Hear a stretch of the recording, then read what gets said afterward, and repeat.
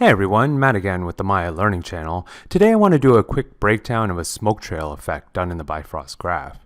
If you're just getting started with it for the first time, I recommend watching my basic skills video first by clicking the link on your screen, and then coming back to this tutorial after.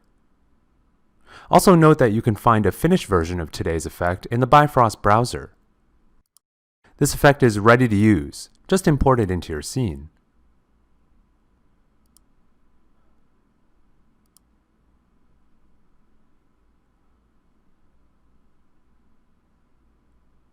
You can then sub in any mesh you'd like to emit smoke from here.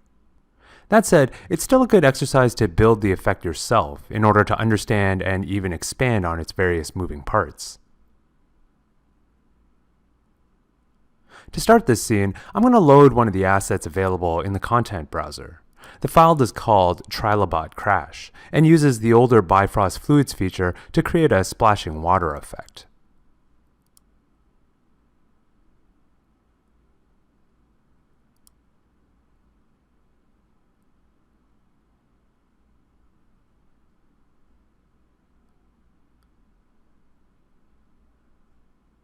Feel free to keep this around if you want. Just make sure to disable it for the time being so it doesn't impact performance while we create our smoke effect.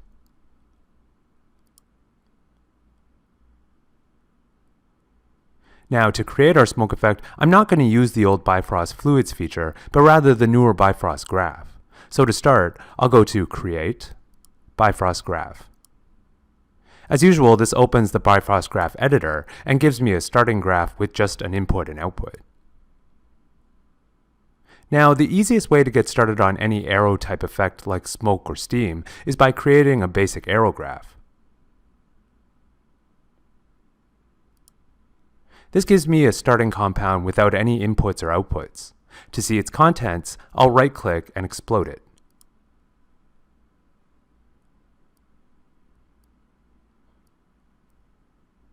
Now I can see the compound is made up of 4 parts. Simulate Aero is the engine that drives the simulation, using complex math to draw either a volume or set of points representing particles of smoke or steam. However, in order to work, it requires information about the air conditions around it, source air, the objects in the scene that can interact with it, or colliders, and other miscellaneous quality settings. The first thing you always want to check in a Bifrost simulation is that your scene scale is correct. In this case, 1 grid unit is equal to 1 meter, which puts our trilobot here at about 2 to 3 meters wide and 3 to 4 meters long, just a bit smaller than a compact car. I'm okay with that, so no need to change anything here. That means I can move on to actually emitting my smoke.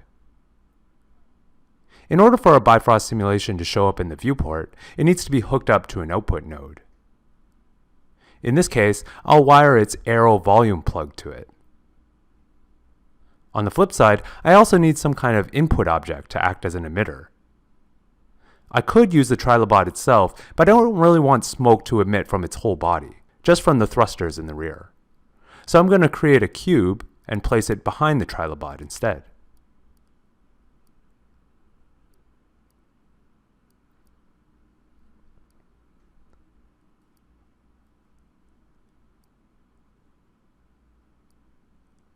Then I'll parent it to the appropriate controller so it moves along with the trilobot.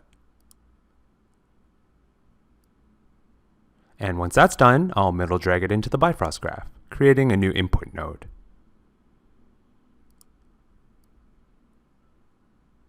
Then I'll just hook that up to the geometry plug of the source air node. And that's it. Now if I play, I should get smoke.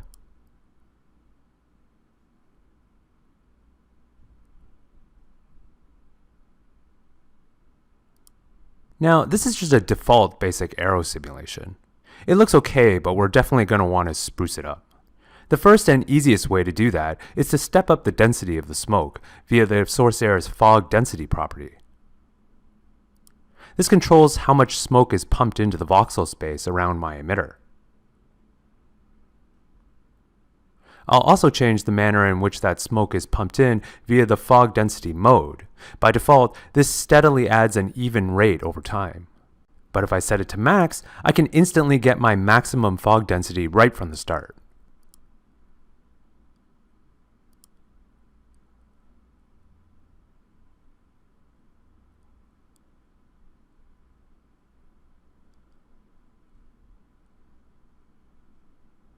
Next, let's add some directionality by inheriting some of the emitter's velocity. Since I want smoke to shoot out of the boosters behind the trilobot, let's set this to -10.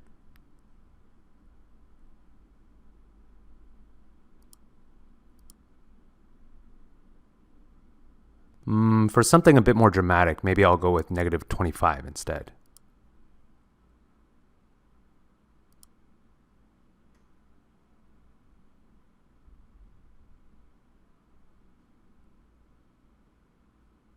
Nice. Now that the density is better, it's time to turn our attention towards the shape, which is way too uniform. To change that up, I'm going to add some external influences to push and prod the smoke in other directions. The first of these will be vorticity, also known as churn. This adds small-scale spinning forces that helps smoke appear more turbulent instead of so smooth. To apply it, I just wire it into the influence plug. And now if I replay, you can see that the smoke is looking much less cube-like.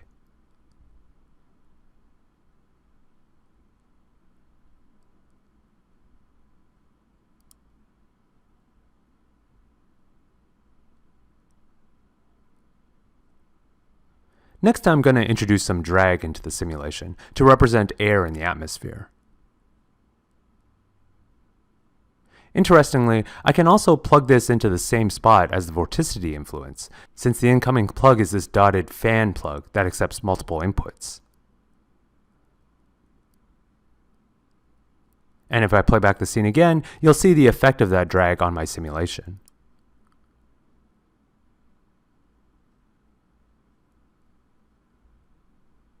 There's a bit too much drag right now, which is essentially keeping my smoke at a standstill, so I'm going to reduce it quite a bit.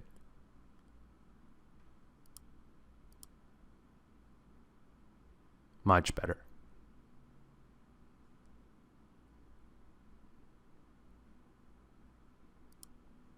Now, here's something to consider. Notice how these two influences are feeding the smoke simulation in parallel? That means they have no idea the other exists, even though they're affecting the same smoke. However, I could also hook them up in series like this.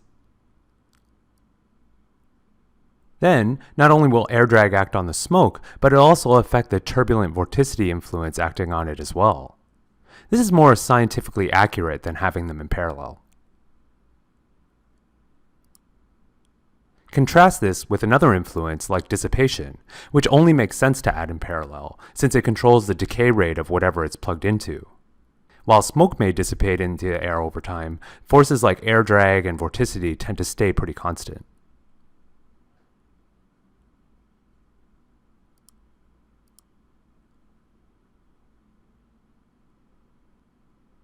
So looking at this now, the shape is coming along pretty nicely.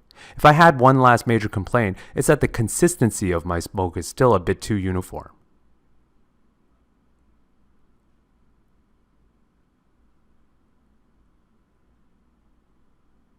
Recall up here that I set the density to 30. But if you think about it, real smoke tends to fluctuate in density, rather than always staying the same. To mimic that, I'm going to add a vary source property node to the graph. This randomizer allows me to vary up the value of the property I choose from frame to frame. In this case, I want to choose fog density, and then bounce anywhere between 0 to 30. Then I'll rearrange the graph to place it between my source air and my emitter.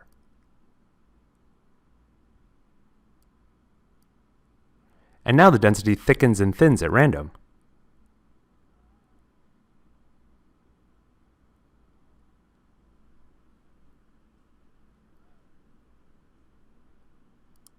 We're at the point now where the effect is usable. We could pack up and call it a day. But the beauty of Bifrost is that I can keep experimenting and layering on top of this. For example, I could play with the different Aero solver styles to give the smoke a much fluffier or wispier look.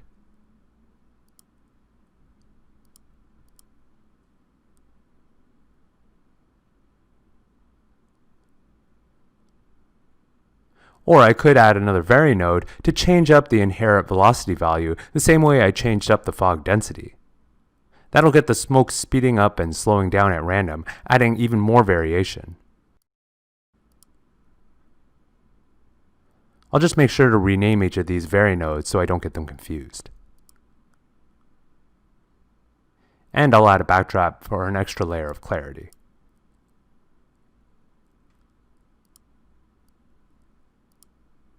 And one for my influences as well.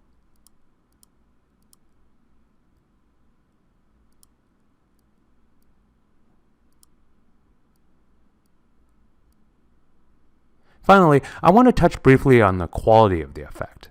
If I go back to my source air node, you'll see that geo detail size and fluid detail size are set to 0.05.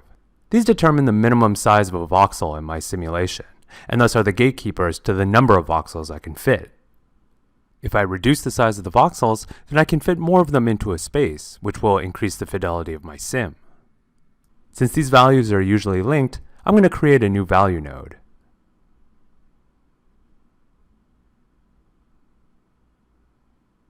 And wire it into both of them.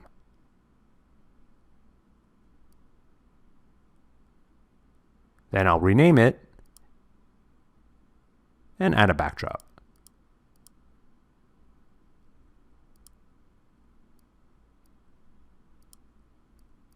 Now I can control the resolution of my sim from one place. I'll also set the resolution mode to absolute. This forces the emitter's voxel size to match up with world space, rather than adjusting its proportions in relation to the emitter size itself. Absolute mode typically gives you a more detailed simulation, but at the cost of speed.